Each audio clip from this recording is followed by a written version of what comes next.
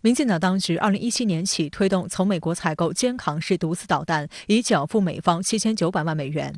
原计划台海军今年将开始装备，陆军则在2024年接装。但根据台海军最新向立法机构提交的报告，交装日期全部被隐去。台海军提出必要时将延后付款。法新社之前报道称，由于美方已向乌克兰提供1400枚毒刺导弹，导致此型导弹库存减少，而补充库存需要时间。雷神公司高层上周六警告，由于缺乏可用零件，要到2023年后才能加速生产毒刺防空导弹。据了解，台军使用毒刺导弹的各式发射平台包括陆军 AH-641阿帕奇直升机、复仇者防空导弹系统以及双联装毒刺导弹发射器。由于弹药通用，所以目前毒刺的库存弹足够因应战备，但缺乏肩扛式发射器。毒刺导弹是比较特殊的，因为美国自己现在不太生产了。本身这个东西呢，现在生产线还有呢相关的零备件的储备都不是很多，再加上美国呢，最近一段时间呢给乌克兰大幅的提供，那么使得美军自己以及他的盟友这些储备量是大幅下降的。那么美军呢，他要留够呢一定的这种储备量，你不能到那个警戒线以下，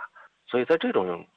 大的环境下，美国的确是会无限期的向后延迟呢，向台湾呢去交付呢毒刺便携式防空导弹。同一天，台防务部门还证实，他们被美国告知40辆 M109A6 自行火炮因产线排挤，最快在2026年后才可以交运。美方遂喊停了这场军售案，要求台湾方面主动撤回。去年8月，拜登政府宣布这项军售案包括40辆 M109A6 自行火炮、20辆 M992A2 弹药车、5辆 M88A2 救济车、一套先进的野战炮兵战术数据系统、1698个制导炮弹套件，总价7.5亿美元。这也是拜登政府上台后宣布的第一笔对台军售。党内智库学者接种表示，美国 M109A6 自行火炮这笔军购将导致台军炮兵射击指挥自动化程度短期内难以大幅提升，严重影响台军提升本土防卫作战的能力。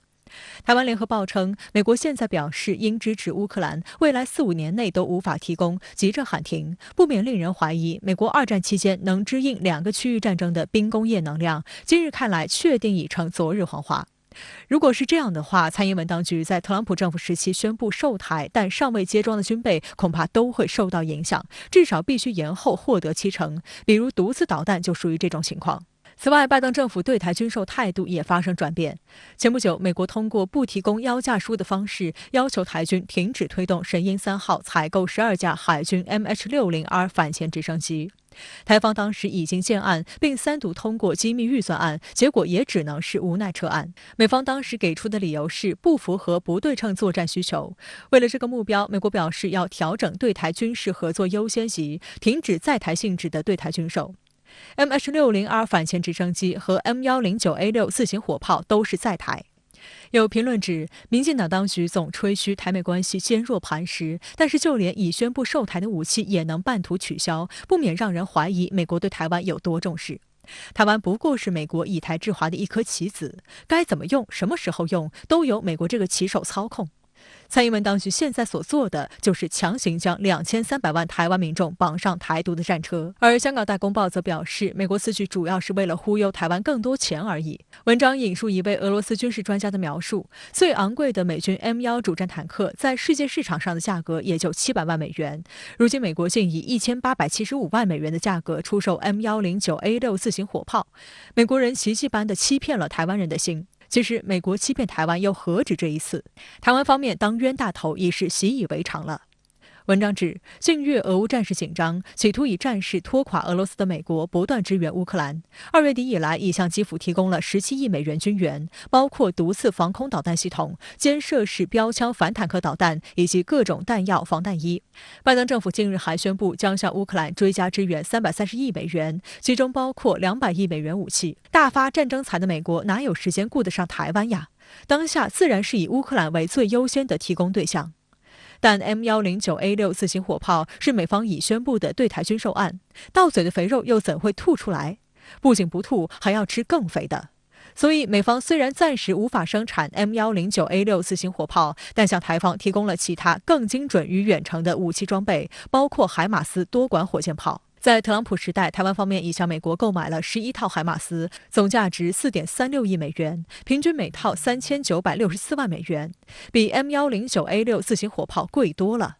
美国显然很会算计，现在先要台湾多买几套价格昂贵的海马斯，以后再让台湾买 M109A6自行火炮。因为台湾陆军现役的火炮都已相当老旧，最年轻的 M109A5型也已经服役22年了，迟早都要淘汰。如此一来，台湾就被剥了2层皮。台湾地区呢，还有一个比较特殊的，就是它的这些武器装备来源啊，只有美国这个渠道，所以美国呢对台湾地区是当成了自己的一个军火要推销地，而且很多自己的相对来说比较落后的一些它都是给台湾能够呢去进行推销，而且能被高价。因此在对台军售方面，美国占有绝对的主动权。台湾地区呢，民进党当局呢还是想以武拒统，那么他还是想要这些美式的武器。那美国呢现在呢对他呢进行这样的一个控制，把他呢玩弄于股掌之间，但是他还是要给呢美国付这个保护费。